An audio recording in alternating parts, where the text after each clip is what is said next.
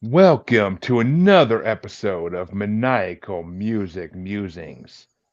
I'm your host, Jeremy, as always, and as you may know, I'm the best. But just I so you believe it. know, hmm, I like you already. But just so you know, both of us, we're not bad for the kids. We're worse, way worse. I've had a semi charmed life and have been called the party messiah in my past. Our show may seem horrible, but it's just horror fiction, baby. So we're working on love here and trying to move on. But speaking of love, let me introduce my co-host. I let him out of his timeout so that the god of wine himself may party with him. Something wicked this way comes. And girls, he's got no game, don't worry, but he'll light you up. He has narcolepsy and looks in the mirror saying, I want you while playing the riff on his guitar. So come here and bring your candy for the cannibal. Chancy motherfucking Grife. Woo! Hi. Let's go. Right?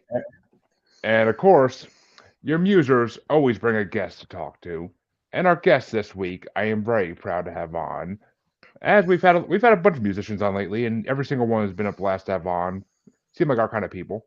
And this week is no exception, as we have James of Apollo with us, and we will see what he brought forth in a few minutes. But first things first, James, how you doing?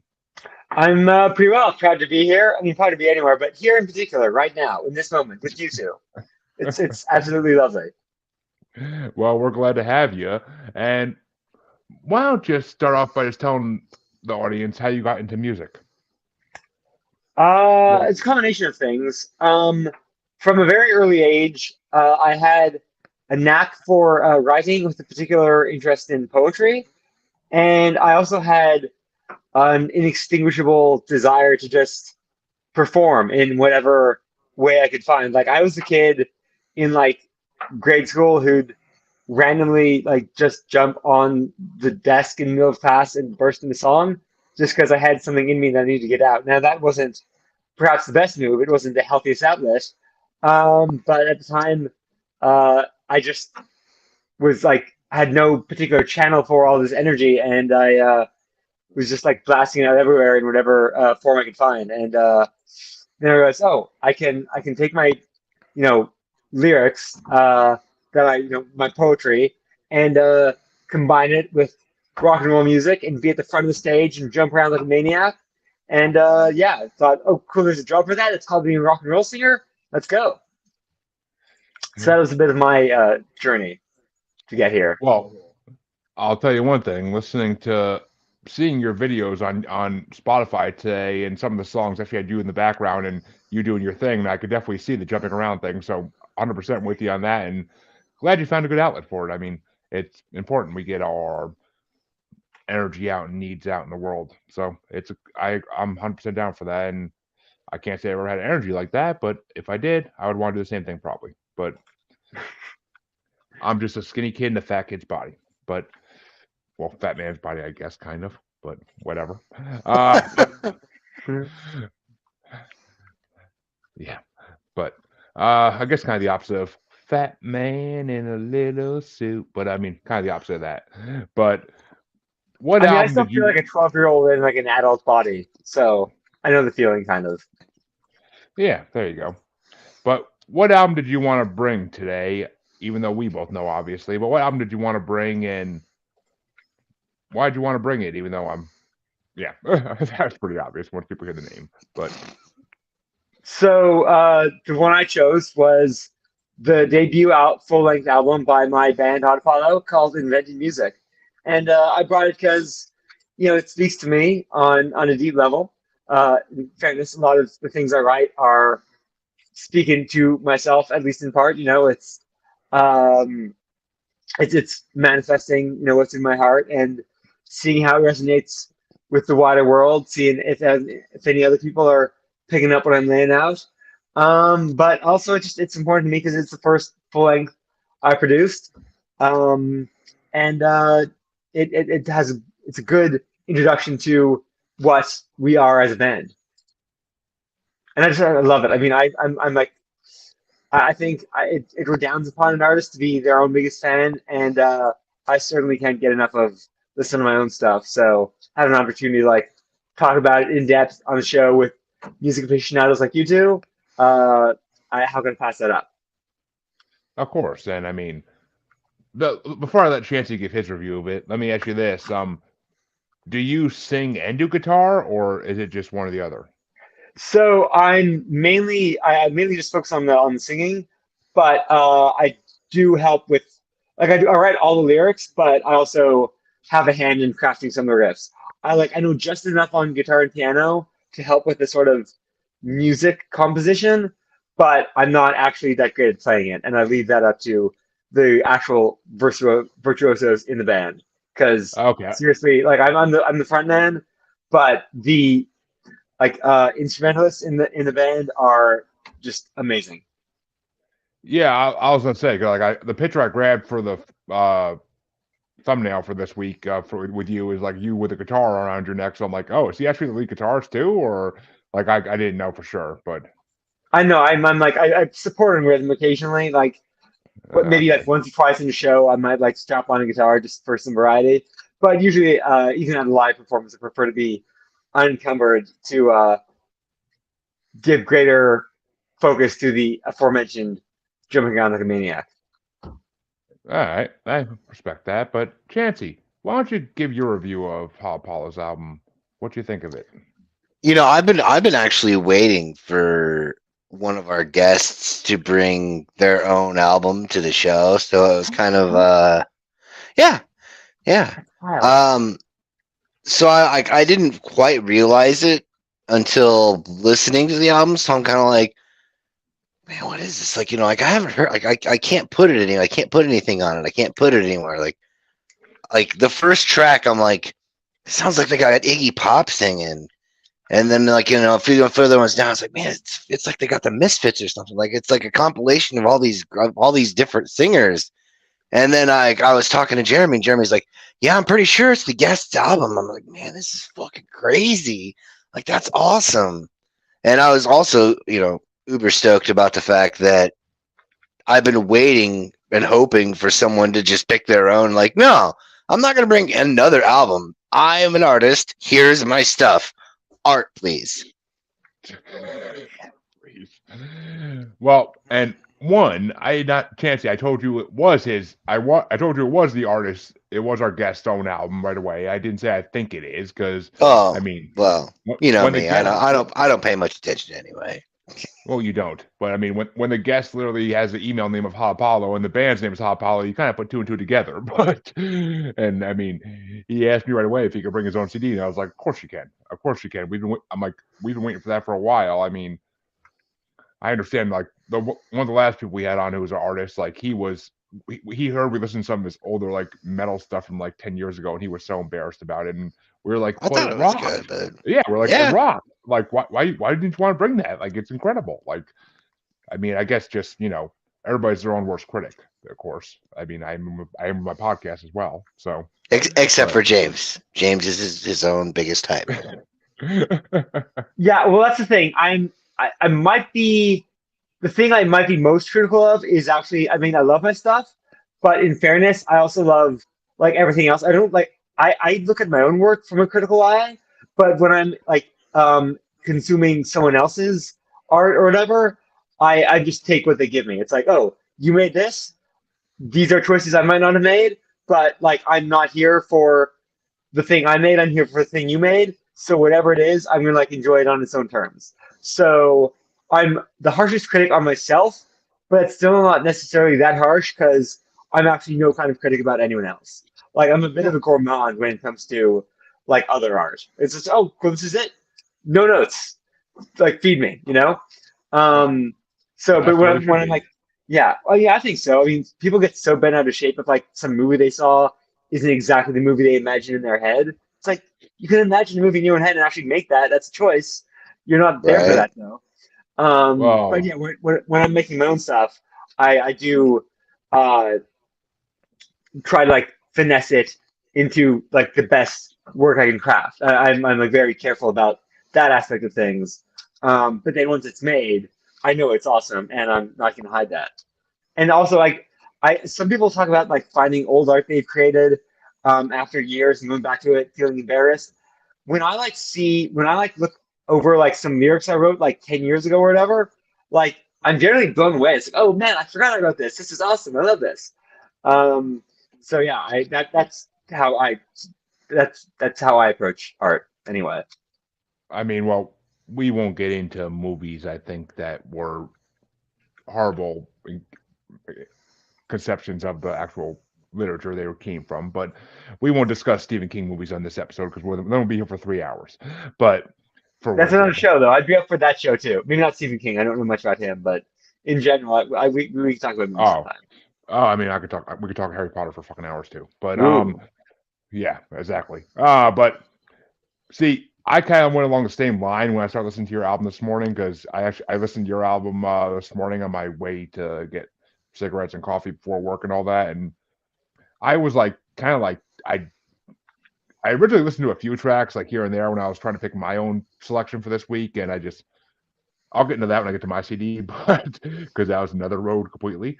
But I'm just like listening to it, I'm like I can't think of what this makes me think of, like yeah, early Motley Crue maybe, or like like some type of 80s rock possibly. Like I couldn't put down like an actual artist that made me like compare to, which is great because I mean not you don't want to be compared to another artist because then it's going to be like, oh, there's the next so and so. Like you want to be original, which I I enjoyed it though. I mean, there's a lot. Some of the tracks were. I mean, I'm not going to lie, the lyrics were a little bit too simple and repeaty for me, but that's me. That's just the way I am. I'm not. That's the reason I listen to pop music is because I'm not a fan of that type of stuff. But some of the songs, like I could really relate to and get with, and I was like, oh, okay, this is deeper. I can get this a little bit more, and like, but every album's like that. Every album has songs that you just get. Every album has songs you can relate to, and then other songs that you really just can't relate to as much. Like it's just the way music is. Like even my favorite artists, I can't relate to 100%. So, but it's just so. I mean, I enjoyed it overall, though. It was a good way to wake up in the morning. I think like it was just a but it definitely had like an 80s rock feel to it. That's the main thing I came across. Like there's like an 80s rock feel, like playing in the whiskey in California and whatnot. But so I gotta ask though, yes. what are your top 5 songs for your own album? Because I'm kind of curious to what songs you love the most out of your album. So I'm not the greatest at ranking things. I know the show is about that, so I've been trying. I know the first one I would choose, and this was I made it the first single from his album. It was Baby Lord, and I chose that one because uh, it holds within it several of the different flavors of Hot Apollo. You know what? Some of our songs are like more romantic, maybe more mystical, maybe like softer, gentler. Some of them are I've got more of a punky feel. Some are like straight ahead rock. And Big Lord has like sections that touch upon all of those. So I really like it for that. And um lyrically, I think it does a bit of that too, where it has this sort of a bit of whimsy to it, a bit of like magic, a bit of grandeur, but also a bit of tenderness, you know, and definitely a lot of romance. And it's like it's adapted from a poem I wrote a while ago, and it's also one of the favorite poems I wrote. So that was an easy first pick. All right. Next, also this another single from the album would be "Working on Love," which Mm-hmm. I really enjoy because Mm-hmm. it's just like it's got a really good dance feel, you know? Like some people find it hard to like really get into the dancing mood with like rock and roll or whatever. But sometimes you'll find like a good rock song or just any kind of like pop song that you can really like just groove to. And I think Working on Love does that. It's got a bit of um like I mean there's a lot you talk about the 80s, there's a lot of that in the 80s where there'd be like a lot of the big rock acts also had a sort of dancey sensibility. Like look at like Duran Duran or something like that. You know what I mean? Kind of like dance rock. And so I like a bit of that kind of energetic vibe to it. So Work on Love is definitely another uh, standout for me. Ooh. Um, Wait till you yeah, see where go. that one is on my list. Wait till you see where that one is on my list. Just saying. But All right. That's after those. I'm not sure that there's any particular order, but part of Party Messiah for some reason is a song I find myself listening to with a special frequency. Um, I think it's something about the staccato riff in the chorus. The da da da da da da da. It's that really does it for me, and that hooks me in every time. And also, um, I think it also Easter just passed around here, and there are a lot of good Christmas songs, too, Hanukkah songs. Um, songs for a bunch of different holidays. I don't know if there's like a real Easter anthem. And while I didn't write it with this in mind, I think Party Messiah could be a pretty good Easter anthem if you ignore the more lascivious aspects of it. Girl, I've Got No Game is a song I wrote after a first date that went pretty well, despite the fact that I was, floundering all over the place. And it has a special spot in my heart for that. And it's just a really fun, like, kind of like party rock song. But also like the message in it is like just be your crazy idiot self, and maybe things will go well anyway. And that's how I approach life, at least. And I think sending out that message to the wider world is a good positive thing. All right. And well, actually, I mean, as far as Easter songs go, the only Easter song I really know is "Wolf in Jesus Skin" by Purgatory. Polka Dot Cadaver, bud. Polka Dot Cadaver, dude. You were close. The name of the album was Purgatory Dance Party. Yeah, But, that's what I was fucking up with. But that's the only Easter song I know is "Wolf in Jesus Skin." I have to look this up because. Oh, dude, they're the greatest two sets albums because it's Dog Fashion Disco and Polka Dot Cadaver. It's kind of like a combination of the same members. Excellent stuff. I love all these names: Dogfight Disco and Purgatory Dance Party. So Dog Fashion Disco is one of the bands, and then the other one is Polka Dot Cadaver with the album called Purgatory. Purgatory Dance Party. That's amazing. All right, I've never heard of these guys, but they sound like my vibe. Oh, it's fucking epic.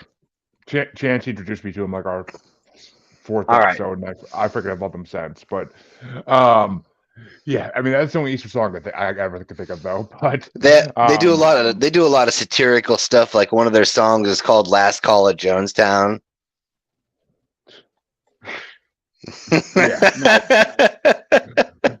that smirking like giggle when it freaking hits. What the hell that means? Like, I first learned of Jonestown through another musical band, another band through music.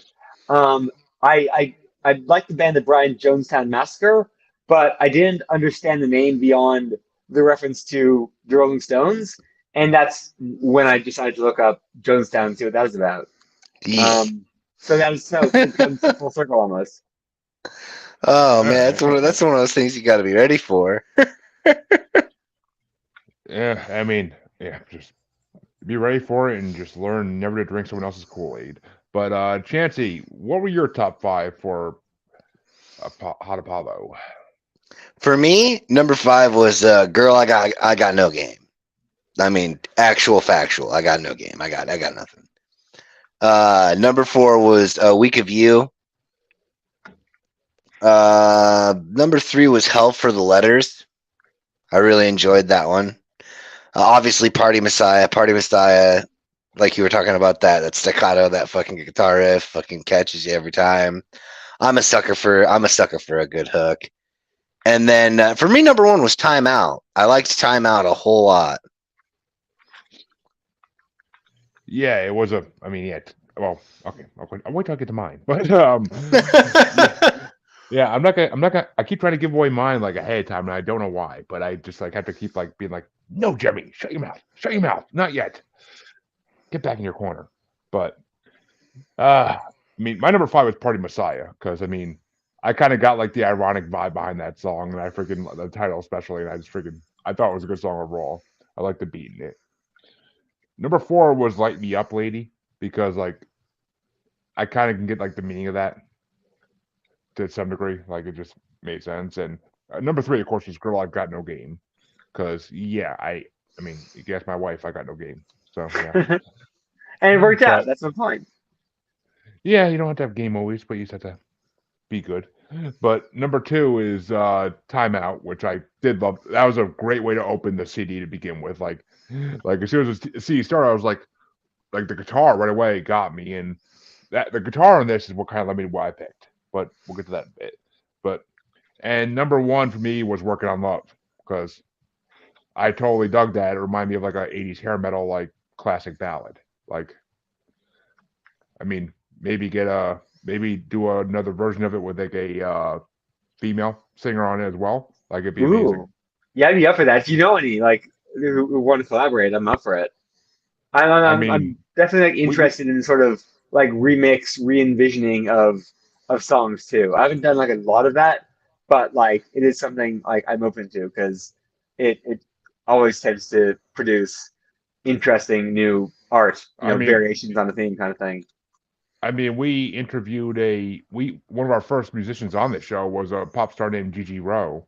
She might be interested because I mean she's not like Britney Spears level pops. Like she's still trying to make her way up in the world. So it might be a good way for both of you to cross promote kind of. But Yeah, sounds good. I mean, but just hit her up. She's available she's big on TikTok and Instagram. So hit her up on there, and I'm sure she might be down. But I also haven't talked to her in like 6 months, so I mean I don't know what she's up to at this point, but you never know. It's just an idea I had, and I think it's like one of the only real female artists we've had on here. All right, yeah, remind me of the name after the show, and I'll look her up.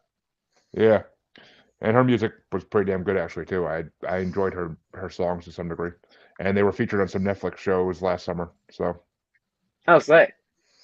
yeah, I'm not sure which ones off the top of my head, but they were featured on some Netflix shows.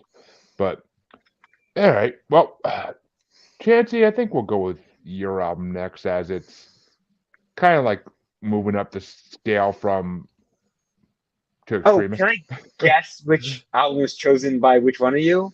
Oh, be my Because guest. I was thinking I didn't because I was only talking with one of you before this, and I thought you might have just like picked like two at random. Now I'm guessing that Chancy's was the Lordi one, yeah?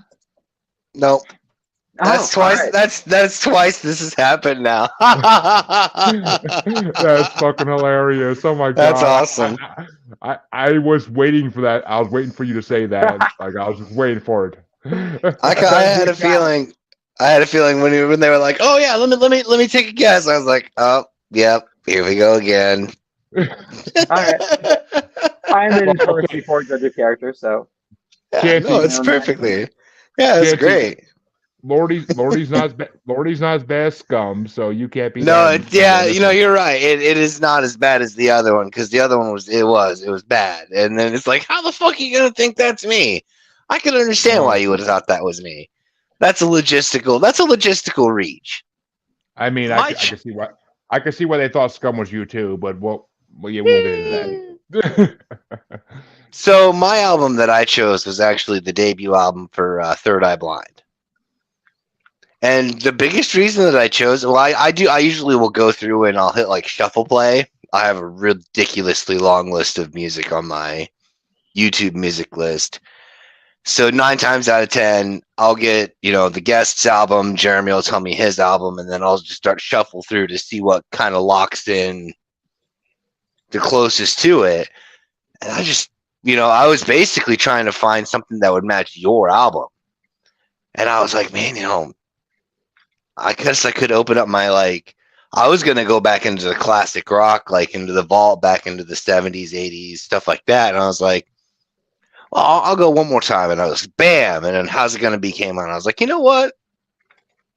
Yep, I'll go with that one. I've been wanting to bring that one for a while, and it's a good one to pair it with. Well, there you go. But Yeah. as always, our guest gets to review the album next. all right. So I don't own any like Third Eye Blind music. Like it wasn't something I was like, um, I don't think I've ever like purchased any other music like in like any sort of form, but so I wasn't like overly familiar with them.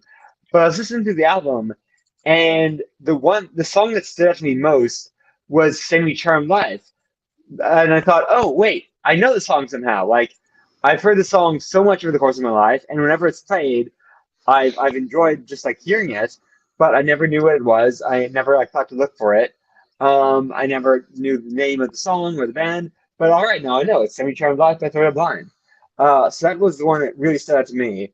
I now made some notes. Fun For fact. Fun fact. That song's about crystal meth. I did not know that either. Did not know that Um, either, but yeah, makes sense.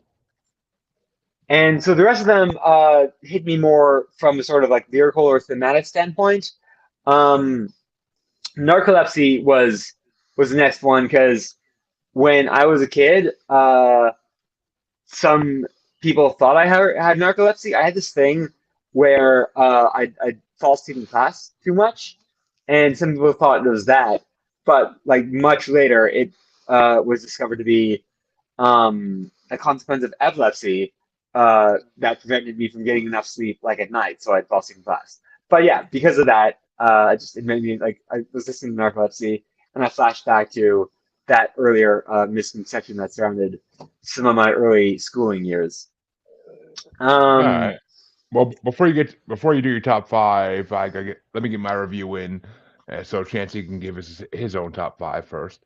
But see, when Chancey first sent this album to me on Sunday, whenever it was, I was like, Third Eye Blind. Does that mean that their dick is blind?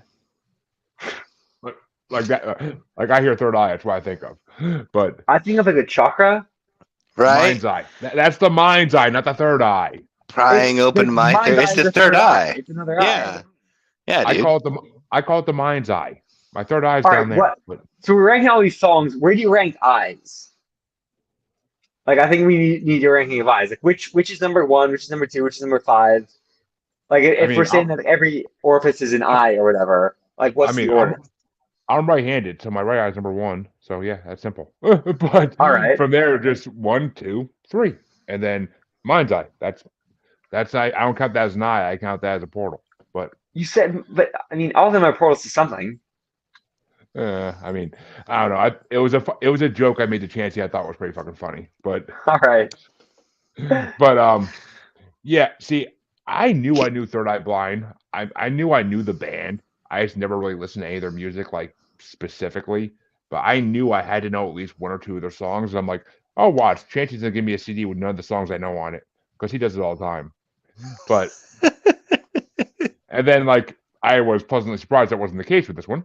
But and I mean, yeah, this CD is just 90s nostalgia all around. Like so many TV show moments, so many days walking through grocery stores, working in grocery stores, and hearing like some of these songs like playing on over the PA and whatnot. So, but yeah, so I actually enjoyed this album, Chancey. You did good for once. It's not your typical '90s bullshit you bring on that sounds the same as everything else.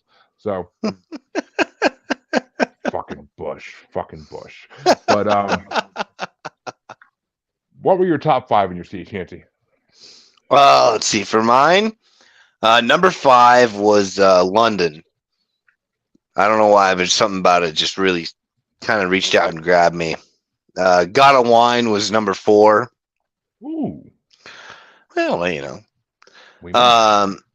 3 through 1's basically all their basic chart toppers. Their radio singles. For me, number 3 was Jumper. Number 2 was How's It Gonna Be. Yeah. And number 1 was Semi Charmed Life, because I mean, especially once I learned what the song's actually about, you can actually hear it when you go back and listen to it again. It's like, oh shit, he literally did just say crystal meth. Well, I guess fucking doodle do. Well, more like snorter doodle do. But yeah, so James, what were your top five for Third Eye Blind? Unless some of the ones you said already were your top five, but even I then, said yeah, Semi Charmed Life and what was the second one Narcolepsy. I said? Narcolepsy, right? London was another good one because again, flashing back to my childhood, like my father was an immigrant from England, and most of his family still lived in England, mostly around London. So I spent a fair bit of my childhood in London with his family, and so I just was listening to a song called London, and just naturally thinking of my childhood in London, and the good times I had there with family and new friends. All right. Yeah, so I was up there. Uh, God of Wine is actually another one because one of my earliest fascinations um, was uh, was mythology, and Dionysus was a particular figure that stood out Yes. to me by virtue of I mean, it wasn't specifically about the wine; it was how he represented the more like ecstatic, passionate um, approach to art instead of the sort of more orderly, like reasoned approach that typified the sort of um, Raphaelite era. Uh, Yeah. like Dionysus was about the frenzy of creative expression, and Oh, that trust that me. always really appealed to me. I'm a huge mythology fan slash buff, and like the Dionysus with his wine. Like, I mean, you can't. It's Greek or it's Greek mythology, so wine leads to orgies in Greek mythology constantly. So especially with the centaurs and whatnot. But I mean, Greek mythology is a fucked up place. Just putting it out there. Zeus Yeah. is Zeus is 100% rapey. Well, I mean, the thing about like especially the Greek gods, but I mean a lot of pantheons, like they're not like they're in the same way that like people like aren't I think people are like accustomed to the idea of gods as like inhuman and like almost homogenous where like they're only like one thing, but like they're not, like especially in Greek conception a god is just a human on a bigger scale. And where a person who's good or bad might also have parts of themselves that are uh the other thing, um, that's like blown into an exaggerated proportion on for a god. And so yeah, when the gods are good, they do great stuff. They create seasons. They create bounty for humanity. But when they're bad, it's really bad. Oh, I mean, I So mean, Zeus's basically daily philosophy was, what animal do I have to turn into today to get laid? Like that was basically yeah, that was well, yeah, and that's yeah. No, he did some terrible things, but he also paved the way for humanity to exist in the first place by overthrowing Cronus and his oh uh, yeah. Titan hierarchy. Like Nothing Oh, like a little 100%. fratricide or yeah, Fratricide, yeah. Like, yeah, well, it was necessary because his other option was to get eaten by said well, father. I mean, yeah, yeah, if you right. if it's that your dad like literally eats you, and not in a dirty way, like then like yeah, 100%. Like you do what you gotta do, and then he gets to become the king douche himself, and like kind of just fuck with everybody for thousands of years. But I mean, Yeah, like well, fuck with them, yes, but like literally. he didn't enslave all of humanity and like quash them in the way that Cronus did. You Well, I know, mean, so it was a step up. yeah, I ain't gonna get into it too much because this is a mythology podcast. You're As right. much You're as right. as much as I do want to start one of those, but I mean, Zeus, Zeus definitely was a petty motherfucker. Like Yeah. there are times where he would take things out in humanity for like no fucking reason other than he didn't get laid that day, or fucking Hera found out something he did that day. Like he would just be like, "Oh, you got me caught, you fucked." But I mean, like basically, but I don't know. It's just Greek mythology is the most fucked up of the mythologies. I mean, all the other ones are like crazy, but like still like other ones are more respectful still than Greek mythology. Is like Jesus, Zeus is just Zeus and Hades even Hercules. They all make it like just horrible, horrible. But Yeah. and I love mythology, so that's saying something. Uh but I'm sorry. Did you finish your top five? I honestly got lost in the mythology wormhole. I can't remember. I was. Uh, how many did I do? I believe You I'm losing stopped it. numbers. So you had narcolepsy, semi-charmed life, God of Wine, in London. So I think there was one more. Right, there was one more. Oh, just you know what? Jumper just hit me from the right angle somehow. It just had those like, pleasant, mellow vibes. Just kind of a classic, like summer evening, listening. That's how it hit me. So that one caught my attention for that. So I'd say Jumper at number five. All right. Cool. Nice. Interesting. Well, Chancy, I actually had two honorable mentions for your CD because there were so many good tracks in the CD. I could have done more, but I was trying to limit it. But I mean, Narcolepsy was definitely an honorable mention because it was a rockin' song, but mainly because it made me think of the Argentinian in Moulin Rouge. I love that movie and that Thank soundtrack. you. Good call. Chancy refuses to watch it. I don't like. Okay, listen. I was in choir, and in order to be in choir, you had to be in show choir, and in show choir, they forced us to watch all the musicals. And I'm not a big fan of doing things that I don't want to do. All right, it's just what it is. It's you. It's you. It's Obi-Wan fucking Kenobi singing. That should be all the reason you need to watch it. No, it's not Obi-Wan Kenobi singing. It really isn't because I don't see a single force push or force choke or fucking nothing. All right. Oh, If you depict jokes. Except they named Obi-Wan Kenobi's love interest in the Clone Wars after his love interest from Moulin Rouge. Satine, yeah. Satine. Yeah, that's valid. So it is. That's It really is valid. Obi-Wan. Yeah, so there you go. Big Star Wars nerd here too, and also a huge fan of Moulin Rouge. And I mean, it's you'd like it just because it's a lot of freaking '90s rock thrown into it. Like, Yeah, I mean, honestly, for me, it's the whole groups of people randomly breaking into song and dance. but Like it's not that shit. random. It's not really. It's not random. No, I'm always thinking about it, watching the movie as if I'm a person minding my own business, walking through the streets, buying something at the local market, and everybody starts to fucking sing and dance around me. Nah, dude, I'm freaking out. I'm panicking. Okay, but it's a it's a period piece. It's not like Rent, where like it could happen in New York City. Like it's a period piece. Like Well, so, it's not across the universe or any of it, really. I mean, but it's sort of fantastical too, though. It's got like it's like larger than life, right? It's got that it's a sort of fable, honestly, Yeah. and like it's 90s rock or whatever. It's like modern music in the 19th century to like show how this guy is sort of man out of time. He's a genius that transcends his era. it's Nirvana, it's Queen, it's Elton John, it's like a lot of artists we covered on this fucking show before. Like Yeah. it's not like it's original scores written for a musical. Like I can understand not wanting to do that, not wanting to watch those kind of musicals. I can understand because I don't like those either. It's just I didn't say I just happen to like that one. I like that one more than I like others of the other genre, like the Seven Brides for Seven Brothers and all that other stuff. But I mean, valid, like no shade on like personal taste, but I mean, also, I mean, you're like you do strike me as someone who might like at least have an appreciation for like Rocky Horror, and that's I love Rocky Horror. Yeah, it is. It is. Taking the song randomly, It is, but you're also like in a more secluded setting. You're in the castle. It's other people. I mean, in Moulin Rouge, you're basically in the club the whole time. You're in a club. My two favorite musicals, and they're literally. I was going to say, isn't there a street scene? Not really. It's like a street outside the club.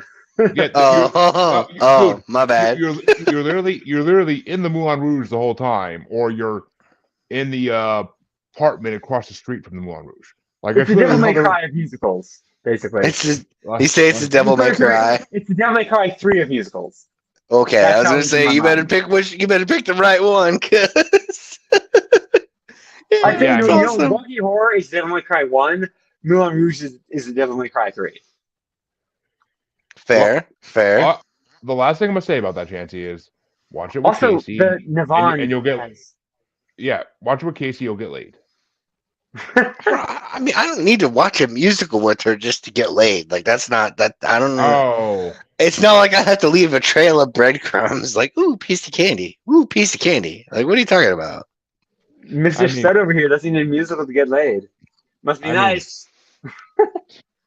I mean, I technically don't either because my girlfriend, my wife hates musicals. Thank God she's sleeping. But my wife hates musicals. But I mean, still, like, I watch Moulin Rouge and she tells me like, "Oh, turn off that GAY shit." Like, I'm like, really, really? Like, that's just how my wife is. Like, she just doesn't like musicals. But I Yeah, well, you know. but I'm friends with Chancy, so I can't hate on her for it because I'm used to people who don't like musicals. But Oh, it's my fault. Okay, I'll wear always, that hat. always. I'll Well, wear that hat. Chancy, and my other honorable mention on yours was "I Want You" because I mean, Jesus. I know, right? But that song was magical. It was a good song. I'm not gonna lie. I mean, honestly, I was debating putting it on the list like to like halfway through, and I was like, oh my god, like it just like it picks up halfway through and just like starts being hardcore, and I'm like, okay. But number 5 was Jumper. And yes, the one of the ones I actually knew ahead of time was actually number 5 instead of the top 3 because I got pushed down. Number 4 was Gotta Wine because like 3/4 of the way through that song, I started really loving it. Like I was sitting in my car, my boy and me at work just smoked a little bit of a pre-rolled on lunch, so I was starting to listen to that like halfway through, and like the uh, watermelon soda pre-roll I just smoked all of a sudden starts hitting me a little more, and I'm like, ooh, this song's amazing. But number 3 was Thanks a Lot because that was a good song. Number 2 was of course, How It's Going to Be. And of course, number 1 was Semi Charmed Life because that's the first one that popped out. I'm like, oh, Chancy gave me a CD with songs I know. Yay. Like, that was really like, and I was like, oh, I know this song. It's on all the playlists that all my coworkers used to play in the warehouse, my last job of 90s songs. Like, but so, I mean, yeah, I enjoyed your CD, Chancy, for once. Not for once, for the first time in a few weeks, probably.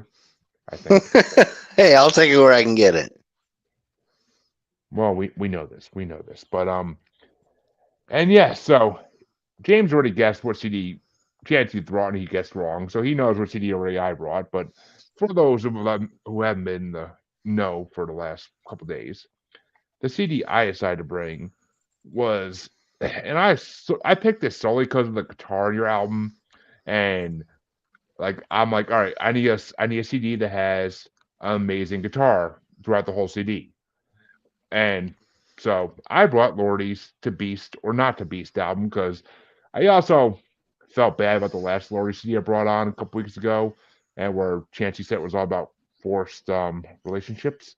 So I had I, or forced coupling, and I had to bring on a relation. I had to bring on a CD that was by Lordi that was a little more respectable to Chancey's high class there.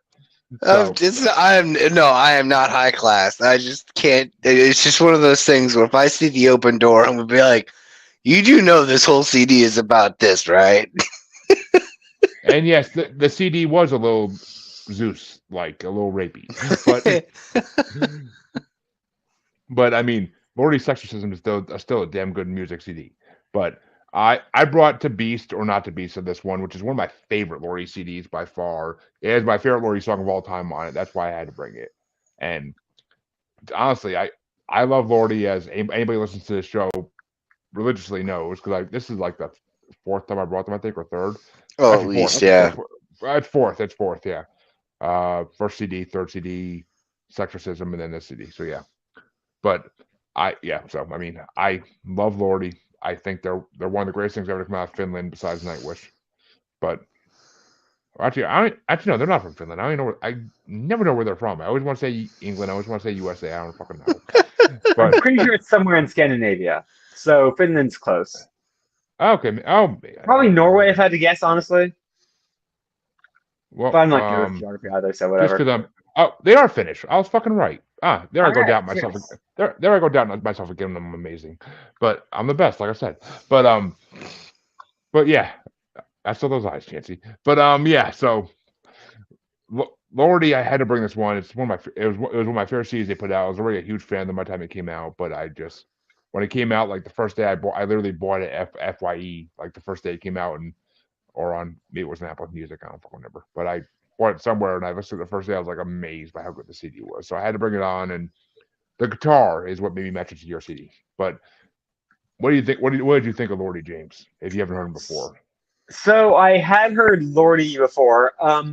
When I was a kid, I was like, I had a actually pretty big fixation on hair metal, and I noticed that there weren't like really any hair metal bands. So I wondered, hey, what happened to that whole genre? So like I did some research because I had an extra bit of like OCD where I can like really fixate on things, and uh, and I and some people were saying that like some of the sort of successors to the hair metal ethos were in uh, more modern theatrical metal acts like Lordi. And so I listened to some of their songs, and some of them like really hit me in the right way. And then I never, I think I didn't like forget about them, but I didn't really pay attention to their new output. Like the stuff I remember is like Hard Rock Hallelujah, stuff like that. Um, when I did search to find to Beast or Not to Beast online, the first result I got was a song from the X-Men First Class score, which was also cool, but not what I Yeah. was looking for.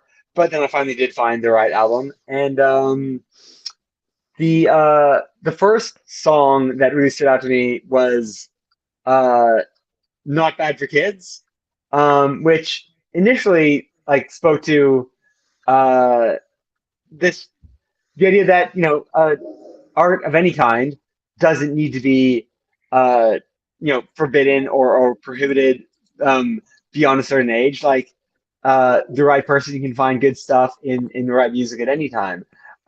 Whereas a lot of there's a lot of censorship that like says, hey, you're not old enough, you're not tall enough for this ride. Like go home, wait like 10 years to listen to this. And generally that's nonsense. But then of course it says actually we're worse. So it kind of undercuts that whole thing. But with a wink and a nod. So that's to me for that reason.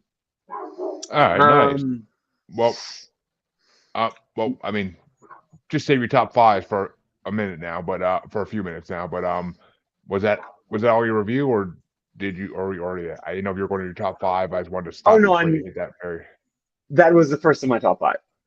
Okay, so which is I mean, it literally is the first song in the album, and it's a fucking amazing song. Well, I'll get to that in a few minutes when I do mine. But Chancy, out of the four Lordi albums you've heard now, where do you rank this one? Oh, at the very bottom. No. Absolutely hated it. Yeah, Nah. compared to Sexorcism, I can't believe that. Yeah, no, I couldn't even get it out with a straight face. No, honestly, I did enjoy the album. It was a good album. Great guitar riffs, not necessarily making a pun on the name of the song, but like for real Mhm. though, like good songs, good structure, good storytelling to some of the songs with some of the melodic structure.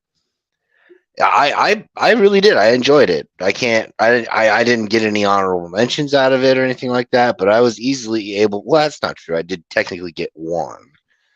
But Yeah, I already know. But oh, do you now? oh, I do, sir. I do.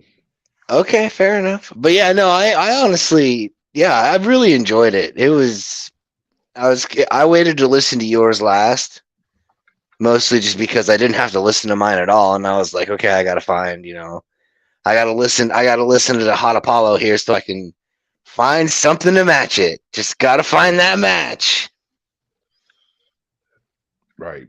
Well, that's funny because I listened to yours last too. So there we go. But Yeah. it's usually the way it works with us. But all right. Well, I only had one honorable mention for my CD chances. So I actually had one less honorable mention for mine than I did for yours. But and my honorable mention was that first song that James mentioned. We're not bad for the kids. We're worse because as soon as I heard that fucking opening track, the first time I heard the CD, I was amazed because that's. I mean, the title alone made me intrigued. But then as soon as I heard the track, like it was just hilarious and classic Lordy. Like it's just the first time always hurts. Like the fact they throw that into a fucking song, tell we're not bad for the kids. Like it's just like Jesus Christ, what are you guys doing? But it's, I mean, I love the ironicness of it, and I like you said the message behind it too. Like because like I'm a huge fan of Marilyn Manson and him being his music almost being banned in the '90s because he supposedly inspired Columbine. Ooh, like yeah, like I hate people like I hate the freaking Karens of the world since then that thought about like shit like that. So I agree with the message. Number 5 was Something Wicked This Way Comes. Like, because I mean, I'm a huge fan of the musical Wicked, and that's like kind of where this comes from. But the guitar and drums in that song are just fucking beyond belief incredible. Like towards the end of the song, when the guitar and drums are just doing like a duet together, like for the last half of the song, it's just amazing. Like I'm, I was a drummer, so the drummer part like really stuck out to me. My number 4 is I'm the Best because I mean my ego doesn't allow me to not love that song because I've literally played that blasting right on my car driving through like everywhere because yeah, that's how I feel. But number 3, of course, was horror fiction because I do love like horror novels and horror. I like horror in any genre really, and the fact that people flip out over that stuff and like try to like stop their kids from watching it and whatnot, like the song really spells it out. It's horror fiction, not like reality. So, and of course, number 2 is Candy for the Cannibal because that song is just classic, clever Lordi. Like, and like the story in the whole song is amazing. The part at the end where he's in prison, he's like, he's like, I'm like all the prisoners are avoiding my eyes because I'm looking for the last meal I will find, and like it's like, oh, like that shit's just magical. The way they sing it, and of course, number 1 was my favorite Lordi song of all time, "The Riff," because I am a sucker for any song that features like a Grim Reaper devil type like thing to it. We covered Demons and Wizards 2 episodes ago, and there's kind of the same thing in that. And I'm mean, of course, Stairway to Heaven, and all the other songs out there about meeting the devil or meeting the Reaper. I mean, Devil went down to Georgia for God's sake, going back old school. But I mean, just any song like that I love, and the literal riff in the song is so freaking incredible. Like I fell in love with it. That's part of the reason I fell in love with the CD is because of the riff. And I mean, Lordi's storytelling. Lordi's storytelling in songs is always so fucking incredible. One of the reasons I love them so much, and that's why they've been on the show almost as much as any other band besides maybe Nightwish. But which I got to start diversifying. But I'm making up for it next week, Chancy. You already know that. But what were your top 5 for Lordi, James? So I mentioned not bad with kids. Mm-hmm. You mentioned the riff, which was also really up there for me, because it's about like riffing, right? Like a riff is essentially what rock and roll is built on. So it's about the glory of that uh, core musical foundation of the genre all of us enjoy and to varying degrees live by. And Uh, I just so want to add, I just want to add there too. The one line in that song, like the devil hasn't really hit because he lost his mind with all this hip hop shit. Like I was at a point in my life where I really hated rap music, like especially current day rap music, besides like underground juggalo music type stuff. So like that line hit me so heavy when it came out that I was like, oh my god, I agree. I agree. Because like, even rock had died at that point, like in the late zeros, because like there was just not much good rock coming out at that point, in my opinion, either. Like maybe in Europe, but I mean in America there wasn't much good rock coming out either. But please continue. Sorry to interrupt. Oh yeah, and another one that stuck out was Something Wicked This Way Comes because it was probably one of the first things I read by Ray Bradbury when I was a kid, and Mm-hmm. just like right from the opening, that novel really captured my attention. So, song that was at least like nominally based on it stuck out to me too.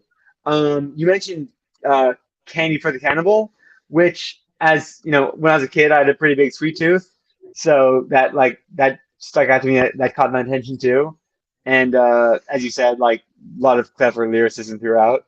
And then lastly, I think Love Ugly because Mm. love is a common theme in a lot of my work, and but sometimes love isn't as perfect or unblemished as you might expect. It can be ugly, but it can still be love. And so, Love Ugly. That's how it spoke to me. Which you married, but I mean, Yeah, that's one song that I like fought not to put on my list, but I just like I'm like nope. I'm like if you put every song you like in your list, you're not gonna have too long a list. Just leave it off. But I mean that song is amazing. Like there's just the opening like of about like alligators and snakes like eating cuter animals. Like it's just like how they like it's just like how they open it and everything. I love that song. And like I mean of course the drums and guitar are amazing because it's Lordi. But Sir Chance a lot. What were your top five? Honestly, I'm gonna pull a Jeremy. Oh, buddy. I mean, I said I want Gotcha, to. gotcha, motherfucker. No, That look on I'll, your face, dude. You were like, no, he didn't. Is he really? no. But I mean, I figured me saying I want to and you getting all excited over that, like that, you might want Paul Jeremy after that, and like That's just like end of funny. the show. But Yeah, that's good. No, so like for me, number 5 was I'm the best. I had to put it that at last place because I knew that is going to be like one of your higher scored ones with your it was number four, motherfucker. Oh, is it number 4? Is it? Maybe not in your mind. No, it's number 4 on my list and my mind. So yeah. Oh, well, I stand corrected. Number 4 was Something Wicked This Way Comes. Number 3 was The Riff. Mm-hmm. Oh, Number 2 was We're Not Bad for the Kids, We're Worse. Mm-hmm. And then since you know me so well, what's my number 1? What's my number 1, Jeremy? SCG 6 outro. Horror Fiction. I knew that was gonna be the song you picked. I figured you picked the outro though as number 1 as well. But you're right. You got me dead to rights, but I had to fuck with you a little bit. No, you're right. I mean, and honestly, I almost put that on my list because Otis's Butcher Clinic was a pretty damn good outro with like a sick ass like techno beat to it almost. But that was sick. Yeah, I mean it was, and I love that Lordi puts their intros, outros like in the middle of their CD or the end of their CD. It's rarely at the beginning unless it's like a theme like the first CD I brought on. But actually, did I bring on Rock Lips is the first one. But and I knew you would love Horror Fiction because it's like dude, it listed off every one of my favorite movies. Yeah, I mean Texas Chainsaw Massacre's in there, Hellraiser's in there, and like Freddy Krueger and like all your favorite movies. So yeah, I knew you'd love that song, and I was excited for the CD for that reason too, because I know any song that has to do with actual horror movies you'll love. But yeah, I had to redeem Lordi after bringing Sexorcism on and getting hated so much by everybody else. So though Naked in My Cellar is still an amazing song. I don't care what you say. It ain't no Chloroform Girl, but it tries. Dude, it's a heavier version of Chloroform Girl by far. And you're not wrong. You're not wrong. I love Chloroform Girl, but Naked in My Cellar. Poor James. Chloroform Girl is it's a Polka Dot Cadaver song. I really have to look these guys up. Oh, for real. Yeah. It's like a folksy 60s acoustic song style melody, and then lyrics that are like, Chloroform girl, how have you been? Don't let me catch you sleeping again. You're only alive because I like you. So, it's basically like the Beach Boys if they'd actually gotten their buddy Charles Manson to join the band. Yeah, I was gonna say more like the Beatles if Manson would have joined up. Because it's not. Yeah. They don't have quite the They don't have quite the vocalization of the Beach Boys, but I see where you're going with the Manson element. Absolutely, like they have a song called "Touch You Like Caligula" and fucking like they got all sorts of crazy shit out there. It's such good stuff. Such good stuff. I've honestly between Polka Dot and Dog Fashion, if you were to blend them into a single band, it'd be like this generation's Pink Floyd. Huh. Interesting. All right. Well, he'll definitely have to check them out, and hopefully Dogfish and Disco might be making an appearance soon in one of our specials as well. We'll see. I think next month possibly even, but we'll see. That's June is my birthday. it's your birthday Happy and it's your birthday! and Woo! yeah, because yeah, but yeah, I mean, we'll see because I mean, it is your birthday and it is your also your month for artist pick for the bracket, so we'll see. But well, we hit all three CDs, ladies and gentlemen, and we had three good CDs this week, as always. But I don't think we've ever had a horrible CD besides maybe Sunhouse, but we don't talk about that. You We don't leave talk my about that. Delta Blues out of this. We don't talk about that. But James, where can they find you? Where can they find your band? Just self promote to the fullest. So the band is called Hot Apollo, HOTAPOLLO. If you search for us literally anywhere online by that name, you will find us iTunes, Bandcamp, Spotify, social media, like wherever. We're easy to like reach, find. We're on every like whatever you listen to music on online. Like we're there. We're Hot Apollo. As I said, you can follow us on Instagram, TikTok, like whatever. Our Twitter accounts did get hacked recently, so we're not currently in charge of the Hot Apollo handle there, but everywhere else, Hot Apollo. Our link tree is just Linktree Hot Apollo. Has all of our links, all of our stuff. YouTube, we've got music videos too. Uh, you can reach out to me anywhere if you have thoughts. Message me on Instagram or whatever. Like tell me how much you loved, hated, or were confused by the album. I'm open to whatever you have to say. Talk to me about mythology or Star Wars, whatever, Moulin Rouge. I'm open to all of it. So yeah, Hot Apollo is the band, and we're everywhere, and only going everywhere else. Nice. Well, sir, everybody, please check them out, and of course, you'll be able to, of course, For by now, sure. the song you heard in the beginning of this episode, if you're listening to it in podcast form, will be a Hot Apollo song. So, Ooh, I'm excited. as you should be. But Which one is it? Surprise me. I'll surprise you. Ooh. I know which one it is already, but I'll surprise you. All right. Speaking of surprises, Chancy, where can they find you besides the back of the closets? Well,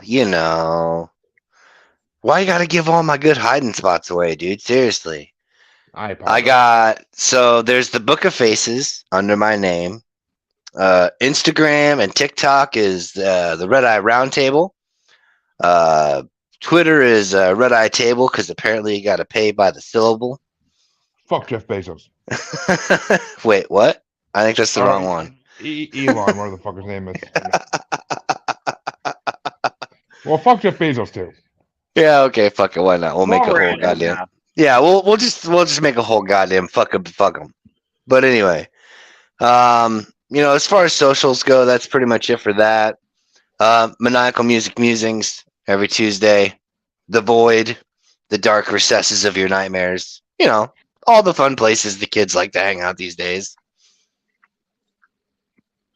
Exactly. So you can also find them smoking cigarettes outside the mall. But you said these days, not the 90s. Okay. Yeah, not the 90s.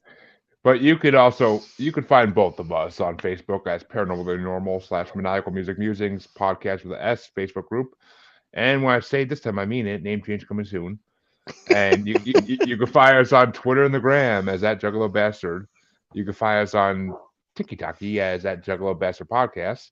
And you can find us on YouTube where this is streaming, one of three places, as Maniacal Music Musings.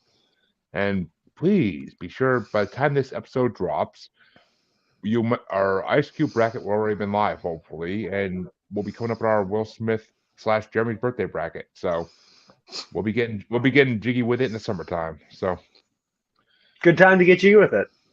exactly, and it's almost summertime. So, but we will catch you next week, all our faithful listeners, where we have another musician on as well, which seems to be a trend right now, and I'm liking it, and the listeners are liking it, and Chancy's liking it, so we're happy. And our Yes. guests are liking it. So we love promoting our artist music. If you are a musician of any kind and want to come on the show, shoot me a DM. We'll get you on, not a problem. But until next time, your musers thank you, and we thank James for coming on. Check out Hot Apollo. They are a damn good band, and seeing James waddle out and dance around in the Spotify background made it all the better. So, but your musers, thank you, and be good.